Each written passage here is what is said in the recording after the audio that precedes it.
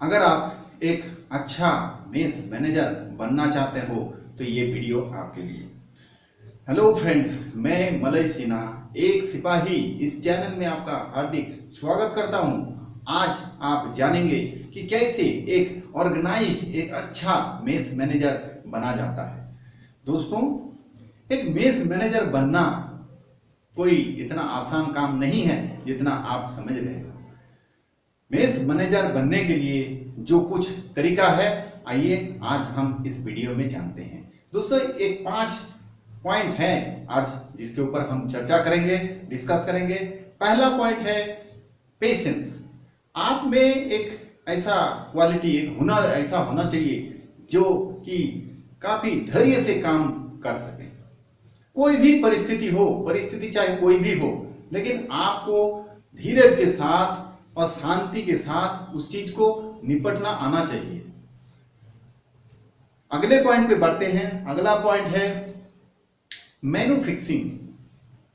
दोस्तों, एक मेस में खाने का एक स्टैंडर्ड मेनू होना चाहिए, जिसके लिए आप जो है कुक के साथ बैठकर शांति से इसका एक फिक्सिंग कीजिए, एक डिस्कस करके इसको तय कीजिए। और मैंने कुक के साथ इसीलिए बोला कि कुक के साथ कुक जो है वो सारे लोगों का खाने का पसंद नापसंद, खाने का जो कॉम्बिनेशन है उसके ऊपर उसका अच्छा जानकारी रहता है, अच्छी तरह उसे मालूम रहता है। और साथ में ये भी कि वो खाना उसको बनाने का काबिल है कि नहीं, ये भी तो जानना जरूरी है। तो इसीलिए कुक के साथ बैठकर इसको तय कीजिए। देखिए, इसमें कॉमन एक राइस होता है, रोटी होता है, दाल होता है, ये तो कॉमन हो गए, ये रोज होगा। साथ में क्या होता है, जो सब्जियां हैं वो सातों दिनों के लिए अलग अलग चेंज कर करके आप तय कीजिए।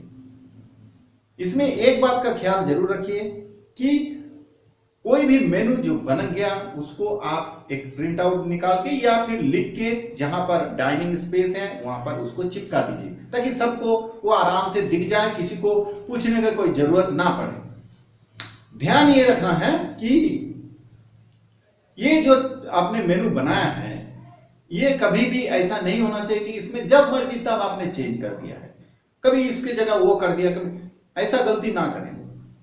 आप ऐसा चेंज नहीं कर सकते हो। आपने बनाया है मेनू तो उस हिसाब से उसको वैसे ही रखना है। अलबत्ता जब तक ये ना हो कि कोई एक चीज है, समझो किसी दिन मछली बनने का दिन है और मछली मार्केट में आ नहीं रहा है, तो आप उसको चेंज कर सकते हो, लेकिन वो भी ऐसे नहीं। आपको उसके लिए पहले से उनको एक इन्फॉर्म करना पड़ेगा। जिस दिन भी ये चीज होने वाला था उससे पहले आप खुद नहीं तो कम से कम जो कुक है उसके जरिए भी आप इसको इन्फॉर्म करवा सकते हो कि देखो बाबा, कल जो है कल ये मेनू नहीं हो पाएगा, उसके बदले में वो होगा। ये एक स्टेप आपको लेना है। आप खुद का अपना मर्जी से कभी भी कोई चेंज नहीं कीजिए। इसके पीछे रीजन भी मैं आपको एक्सप्लेन करते जाऊं। इसके पीछे रीजन ये होता है कि लोग जब काम पे जाते हैं तो वो चीज उसको याद रहता है कि आज कौन सा दिन है, आज बुधवार है तो आज समझो मटन का दिन है, तो वो मटन उसके दिन में घूमते रहता है। अब वो शाम को जब आएगा, रात को जब आएगा और आके देखेगा कुछ अलग ही चीज बन गया है, तो वो थोड़ा सा गुस्सा हो जाएगा, वो थोड़ा इरिटेटेड हो जाएगा और एक फालतू का जो विवाद है वो क्रिएट हो जाएगा। ये मिसमैनेजमेंट है। ऐसा आपको नहीं करना है। आपको पहले से इन्फॉर्म करना है। क्या होता है, माइंड में घूमते रहता है, आपको लगेगा ये तो छोटी मोटी बात है, इसका कौन परवाह करता है। नहीं परवाह करता है। लोग राह देखता है कि आज ये बनने वाला है, उसका पसंदीदा चीज, जिसको कोई चीज का पसंद है, कोई मटर पनीर पसंद करता है तो आज वो बनना वाला, तो खुश रहता है, वो काम में उसको काफी एनर्जी मिलता है। और शाम को अगर वो देखेगा कि वो चीज नहीं बना तो उसमें थोड़ा सा प्रॉब्लम होता है। ये एक साइकोलॉजी की बात रहता है दोस्तों, इसको आपको मुद्दे नजर रखते हुए काम करना है। दूसरा एक बात है ध्यान देने वाली, वो है क्या, वो ये है कि आप जो मेस का जो मेनू फिक्स करने जा रहे हैं, कभी भी सारे मेंबर को इकट्ठा लेकर इसको तय करने के लिए मत बैठ जाइए। ये गलती बिल्कुल ना करें। आपको लग रहा है कि ये तो बहुत एक सोशल काम है, सबके साथ मिल बैठ के शेयर करके हम मेनू तय करेंगे, नहीं, ये गलत है, ऐसा सोचिए भी मत। उसमें हो क्या जाएगा, उसमें होगा ये कि सारे लोग अपने पसंद के हिसाब से राय देने लग पड़ेगा।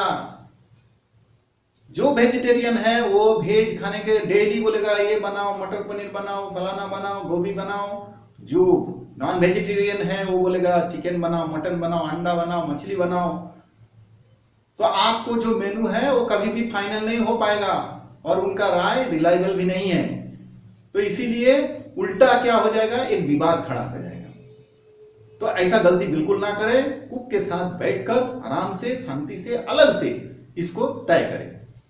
हम बढ़ते हैं नेक्स्ट पॉइंट की तरफ। नेक्स्ट पॉइंट क्या है ना, स्टाफ सेटिस्फेक्शन। स्टाफ सेटिस्फेक्शन के ऊपर आपको अच्छी तरह ध्यान देना है, क्योंकि देखिए आपने जो भी अपना कदम उठा रहे हैं, जो भी अरेंजमेंट आप करने जा रहे हैं, आखिर में स्टाफ को सेटिस्फेक्शन भी तो होना चाहिए। अगर स्टाफ ही खुश नहीं है, स्टाफ ही संतुष्ट नहीं है, तो फिर ये सारा बेकार हो जाएगा। स्टाफ को संतुष्ट होना जरूरी है। तो इसीलिए स्टाफ का क्या दिक्कत है, क्या ये है, वो सब चीज आपको ध्यान रखना है कि कहां पर किसको क्या प्रॉब्लम आ रहा है। कुक से पूछिए, आप स्टाफ से ना सही कुक से पूछिए कि भाई लोग सब ठीक ठीक से खाना तो खा रहा है ना, किसी को कोई दिक्कत तो नहीं है ना। तो ये चीज आप कुक से पूछ सकते हैं। तो कुक आपको बताएगा कि भाई क्या एग्जैक्ट क्या हो रहा है, कौन सा चीज ज्यादा पसंद हो रहा है, कौन सा चीज को लोग पसंद नहीं कर रहा है। तो अगर जरूरत पड़े तो उस हिसाब से आपको वो स्टेप लेना है, आप चेंज भी कर सकते हो। एक आधा का कुछ प्रॉब्लम हुआ तो ज्यादा उसमें फिक्र करने की कोई बात नहीं। बढ़ते हैं हम नेक्स्ट पॉइंट की तरफ। नेक्स्ट पॉइंट क्या है ना, लिसन कंप्लेंट ऑफ स्टाफ। आप स्टाफ का जो कंप्लेन है वो सुनिए। यहां पर एक बात का ध्यान दीजिए, मैं क्या बोल रहा हूं।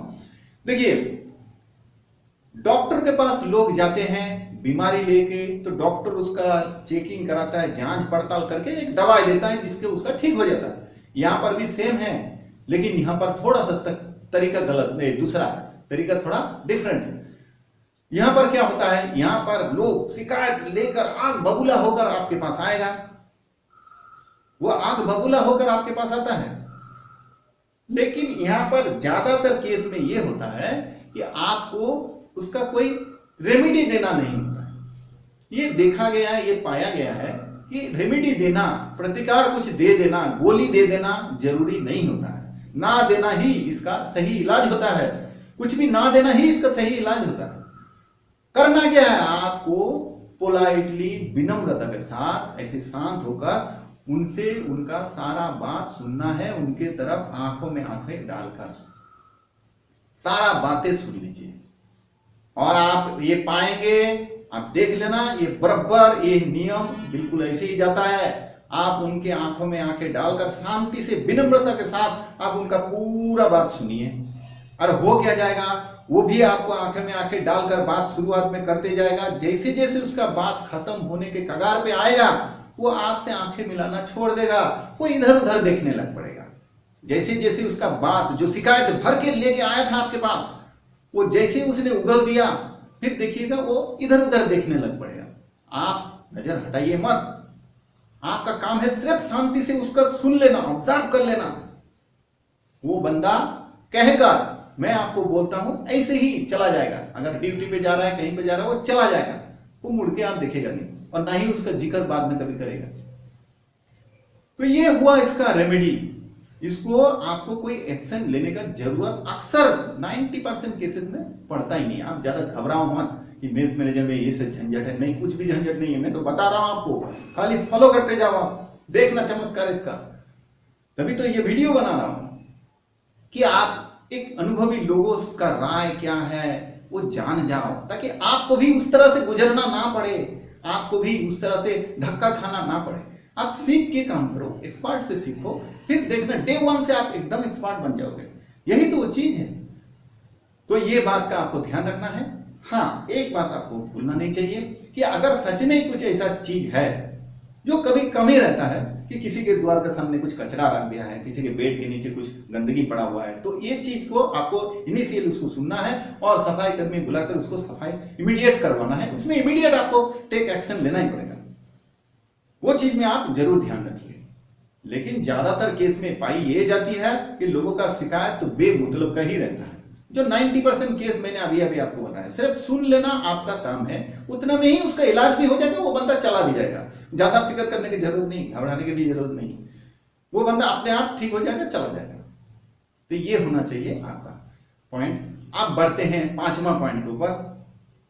पांचवा पॉइंट ये है कि सैनिटाइजेशन और हाइजीनिक। ये जो हाइजीनिक और सैनिटाइजेशन है, इस बात पे आपको ध्यान रखना है।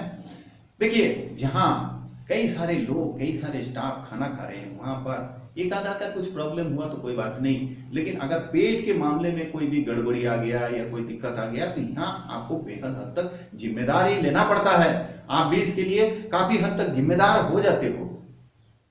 तो ये बात को आपको जरूर ध्यान देना है कि भाई ऐसा कोई भी खाने में कोई हाइजीनिक का अभाव नहीं होना चाहिए। खाना हमेशा हाइजीनिक तरीके से ही बनना चाहिए और उसे पूरा प्रेजेंटेशन हाइजीनिक तरीके से होना चाहिए। सारे जगह पे सैनिटाइजेशन बराबर होना चाहिए। इस चीज को आपको ध्यान देना है। देखिए, आप बहुत सारा जगह में कुक को इन्वॉल्व कर सकते हैं, लेकिन ये जो हाइजीनिक का चीज है, इसमें आप किसी और को इन्वॉल्व नहीं कर सकते हैं। आपको उसमें डायरेक्टली इन्वॉल्व होना पड़ेगा। आपको टाइम टू टाइम एक ऑब्जर्वेशन रखना पड़ेगा। ये आपका एक जिम्मेदारी बन जाता है। तो जिस जगह पे खाना खाया जाएगा, डाइनिंग हॉल है तो डाइनिंग हॉल, टेबल बिल्कुल साफ सुथरा होना चाहिए। आपका जो कटलरी है, जो यूटेंसिल जिसमें खाना सर्व किया जाएगा, वो बिल्कुल साफ सफाई ठीक से हो रहा है कि नहीं, उसका ध्यान रखना है। और जो किचन है, जहां खाना पकाया जाता है, वहां बिल्कुल आपको साफ सफाई का बेहद ध्यान रखना है। उसके हाइजीनिक का काफी हद तक ध्यान देना है आपको। और जो खाना बना रहा है, कुक है, उसका हेल्पर है, वो लोग भी साफ सफाई रह रहा है कि नहीं, वो हाथ सफाई साफ कर रहा है, धो रहा है कि नहीं, इस बात को आपको ध्यान रखना पड़ेगा। तो इन चीजों के ऊपर ध्यान रखिए। साथ में एक और चीज, जो कि सब्जी वगैरह आता है, कभी कभी कैसे रहता है कि कुछ सब्जी थोड़ा सा सड़ गया है, थोड़ा सा नरम हो गया, तो उसको भी नहीं, ऐसा नहीं करना है। आपको इमीडिएट उसको रिमूव करा के फेंकवाना है और उसके बदले में आप दूसरा चीज बनाओ। लेकिन वो चीज कभी भी कॉम्प्रोमाइज खाने में नहीं करना है। आपको वो चीज को क्लियरली इंस्ट्रक्शन उन लोगों को दे के रखना है कि ऐसा कभी नहीं करना। कोई चीज सड़ गया, ये हो गया, उसको तुरंत हटाओ वहां से। क्योंकि देखो दोस्तों, बीमार पड़ जाएगा तो सारे स्टाफ का नुकसान है। एक तो खा नहीं रहा है, हो क्या जाएगा, एक बंदा तो वहां है नहीं कि जिम्मेदारी आप झाड़ सकते हो। 20-25 लोग हैं, 12 लोग हैं, 15 जो भी आपका है, उतना लोग इकट्ठा बीमार पड़ जाएगा। इसका पूरा रिस्पॉन्सिबिलिटी आपके ऊपर आ जाना चाहिए, आ जाता है। तो इस बात को जरूर उसमें ध्यान रखें, इसको हल्का से ना ले। तो ये हो गया दोस्तों हाइजीनिक और सैनिटाइजेशन की बात। तो ये पांचों जो पॉइंट है, इसके ऊपर आप ध्यान रखेंगे तो एक अच्छा, एक ऑर्गेनाइज्ड मेस मैनेजर आप बन सकेंगे। ठीक है, अब आते हैं मैं दूसरा एक चीज पे। देखिए, मेस मैनेजर हम क्यों बने, ये एक बहुत बड़ी बात है। ज्यादातर स्टाफ का देखना यही मंसूबा रहता है कि भाई मेस मैनेजर ये तो एक बेकार सा काम है, झंझट वाला काम है, मगजमारी है, फालतू का काम है। एक्चुअली है भी दोस्तों, ये जो मेस मैनेजर का काम है, ये है एक थैंकलेस जॉब। इसमें आपको कुछ मिलने वाला नहीं है, कोई सैलरी तो मिलेगा नहीं अलग से। लेकिन मैं आपको बोल रहा हूं, फिर भी आपको मेस मैनेजर का अगर चांस मिल रहा है, मौका मिल रहा है, तो आपको जरूर बनना चाहिए। वो किस लिए बोल रहा हूं, आप उम्र भर क्या मेस मैनेजर बन के रहोगे? नहीं नहीं, सबको मालूम है ये चीज। आप एक ना एक दिन आगे बढ़ जाओगे। देखिए दोस्तों, मेस मैनेजर का मतलब है मेस के मैनेजर, मेस का मैनेजर। तो इसमें मैनेजर ही होना बहुत इंपॉर्टेंट है। ये जो मैनेजर है ना, यही मेन इंपॉर्टेंट है, इसीलिए आपको बनना चाहिए। आज आप अगर देखोगे corporate manager, office manager, site manager, तो ये जो बैंक मैनेजर, इसका रोल क्या है? ये जो लोग कर रहे हैं, इसका रोल क्या है? आपने कभी ध्यान दिया है? आप अगर छानबीन करेंगे तो आप पाएंगे इसमें एक रोल कॉमन है कि कई सारे लोगों को लेकर डील करना, कई सारे विषय, बड़े विषय को लेकर डील करना, उसे हैंडल करना आना चाहिए। ये है मैनेजर का बेसिक रूल, बेसिक रोल। तो ये बात ध्यान रखिए, ये मेस मैनेजर आते ही इसका घटिया हो जाता है, कम हो जाता है, इसमें जीरो वैल्यू हो जाता है, ऐसा सोचने का गलती कभी ना करें। यहां पर भी वही रूल लागू होता है। यहां पर भी आप एज ए मेस मैनेजर भी आप वही चीज तो फॉलो कर रहे हो, वही चीज तो अपने अंदर डाल रहे हो, वही चीज तो डेवलप कर रहे हो कि मैनेजमेंट कैसे किया जाता है। ठीक है, वो बैंक का मैनेजर हो सकता है, वो साइट का मैनेजर हो सकता है, आप मेस का मैनेजर हो, इसका मतलब कम नहीं है। आप यहां पर भी अगर अरे दुबई में जाओ तो 30-30, 25-25 स्टाफ एक मेस में इन्वॉल्व रहता है, एक मेस में रहता है, उसको कंट्रोल करना कितना मुश्किल बात होता है। अगर जिसने वो कंट्रोल कर लिया तो सोचो उसने कितना डेवलप कर लिया, अपने चरित्र को कितना गठन कर लिया। अब उसके सामने कोई भी चैलेंज नहीं रहेगा, क्योंकि वो प्रिपेयर्ड हो गया उस जीरो ग्राउंड लेवल से। कहां से? मेष से। वो तरीका उसको वहीं से आ गया है। एक्चुअली आपको इतना सारा लोगों को डील करना होता है, संभालना होता है, एक ऑर्गेनाइज तरीके से सर्व करना होता है। सिर्फ खाना खिला देना है कि मेस मैनेजर ही है क्या? ऐसा नहीं है, कई सारे बहुत सारे चीज है। और ये अगर आपने कर लिया तो आपका बहुत बड़ा चरित्र निर्माण हो जाएगा। आपको मालूम नहीं है कि क्या कितना डेवलप होता है। आगे चल के कौन आपको मैनेजर का पद दे देगा? यही से तो आप सीखोगे। अब फिर क्या जीवन भर वहीं पर रहोगे? नहीं, आगे बढ़कर कुछ दूसरा जैसे आपको स्कोप आएगा तो ये जो हुनर है जिसको आपने वहां पर सीखा है वो आपको वहां पर काम देगा। तो दोस्तों, मैं तो यही आपको सलाह दूंगा कि आप अगर मेस मैनेजर का कोई मौका आपको मिल रहा है तो जरूर से करें। ये तजुर्बा आप जरूर लें। साथ में ये वीडियो तो है ही, इसे निकाल कर देखिए, आपको गाइडलाइन अच्छी तरह मिल जाएगा। देखिए दोस्तों, होता क्या है, सारे स्टाफ सब अपने अपने लेकर परेशान है, सब अपने में ही इन्वॉल्व है। आप देखिएगा ज्यादातर लोग है, अगर 30 जन भी रहता है तो 30 क्यों है, किसी का बात किसी को मालूम ही नहीं। वो अपने अपने में मगन है, अपने में ही बिजी है, अपने में ही परेशान है। लेकिन एज ए मेस मैनेजर आपका जो भी परेशानी है वो तो है, लेकिन साथ में आपको उन सबका चीज भी ध्यान रखना है। हो सकता है इसमें थोड़ा सा जो वर्ल्ड टाइप का है उसके ऊपर ज्यादा ध्यान देने की जरूरत नहीं, वो तो अपना खुद जुगाड़ व्यवस्था कर ही लेगा। लेकिन जो सारे एक जैसा नहीं होता है, उसमें से कुछ ऐसा भी मिलेगा जो थोड़ा साई नेचर का है, जो थोड़ा शर्मिला टाइप का है, जो थोड़ा शांत नेचर का भी है, जो थोड़ा कम बोलता है, ऐसा नेचर का भी हो सकता है। तो इन लोगों के ऊपर आपको विशेष ध्यान देना है।